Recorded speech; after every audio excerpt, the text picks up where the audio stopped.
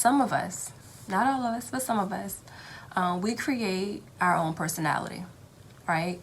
We will take a little bit of personality from Kim Kardashian and a little bit of personality from Beyonce and a little bit of savageness from Meg Thee Stallion, and then some of our sisters' fashion, and then some of our cousins' charisma, and we create this personality of who we want to be because we've taken some of the biggest influences of our lives or influences in our lives and created what we would like to be. And that becomes tiresome, it's a burden, and it causes you to suppress the real person that you are. So once you get to a place where you're ready to accept that this is not who you are and it's who you've created yourself to be, you begin to understand that there is a beautiful person within you that's just been waiting all these years to shine their light.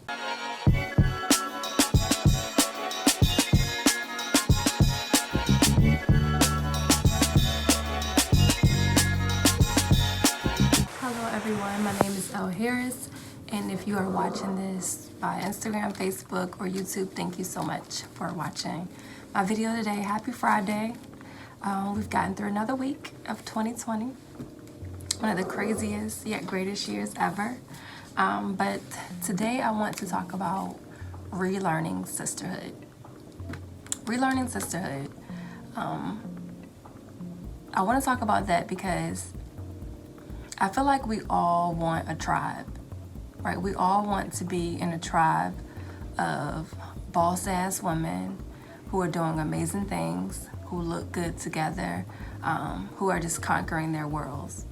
But in order to do that, for the long haul, to maintain those friendships longer than 5 months, we have to understand what it takes to truly be a sister. Like, we have to relearn sisterhood. So I came up with 3 ways in which we can actually work on those things. So first, I think the number one thing we have to do is to deal with our mess. Friendship is just like a relationship. If you were hurt, harmed, or bruised by previous friendships with women, moving from one relationship or one friendship to the next, bringing in that same burden and baggage, is going to cause more harm. You have to deal with your mess. You have to deal with what caused that friendship to break. It doesn't mean that you have to go back and talk to those people and, all of that, but you have to figure out what got you there, what part you played in it, what part the other person played in it, and understand if you are able to move forward in a true friendship or a tribe, because you could be in a place where you're not able to be vulnerable yet.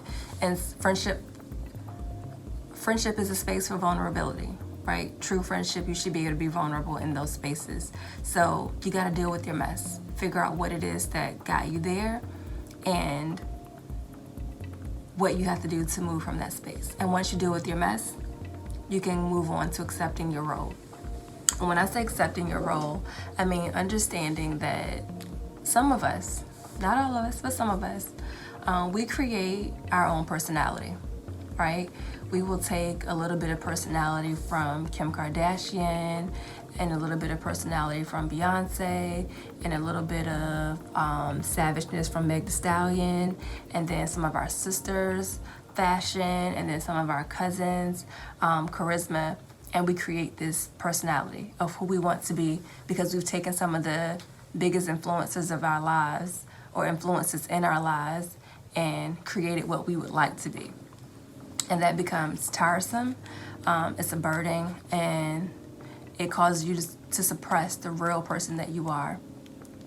So once you get to a place where you're ready to accept that this is not who you are and it's who you've created yourself to be, you begin to understand that there is a beautiful person within you that's just been waiting all these years to shine their light.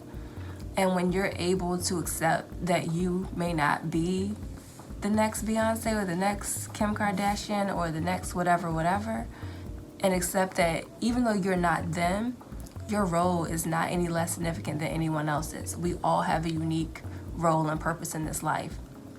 And when we're able to accept that role, we bring an added benefit to sisterhood, to a friendship, to a tribe that no one else can bring. Only you embody those characteristics. And sometimes it just takes a moment to accept that that you're not someone else, and it's okay, and you're still great, and your friends will love you even more for that. So being able to accept what your role is. There's going to be people in your friendship, in your circle, who may shine a little bit more to you. You may have a friend who they're just the it person. They may be a public figure or whatever that may be, and that's okay. It doesn't dim your light. Love them, support them, because they probably would do the same for you. So understanding that your role may not be theirs in the friendship. Some other people within the tribe are going to stand out a little bit more than others. Some people just have natural leadership traits, and it comes out, whether that's through friendship, whether that's professionally, whatever it is. Some people just have to just embody that, and you have to accept that may not be your role. And if you don't accept that, it's going to cause division in your friendship, because you're always going to be looking at someone crazy or talking to another friend about how they may think they're better than somebody else. So you got to accept your role in the friendship. And most importantly, connect with authenticity. As I stated, everyone, I don't care who you are, people will say they don't, but everybody wants to be a part of a boss tribe. Don't connect with someone just because they look good, or they have money, or they have a lot of followers. That is the worst way to get your feelings hurt and to ruin someone else or damage someone else. Connect with someone because you genuinely feel like there's something that you have in common. That's simple. Something that you have in common. Just genuinely connect. If you meet somebody and it doesn't work out, and you're like, I don't really think this is gonna work. You feel a tug, because we have that intuition that I probably shouldn't get in bed with this person or build a friendship with this person. Back away. Do it with love and light always, but back away, because it leads to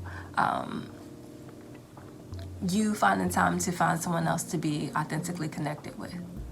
We have to build authentic connections, because if we don't, it's just going to lead to us hopping from one friendship, one tribe to the next, and every few years your whole circle changes, so you don't have the time to really build. And for some women, it takes a lot for us to be vulnerable.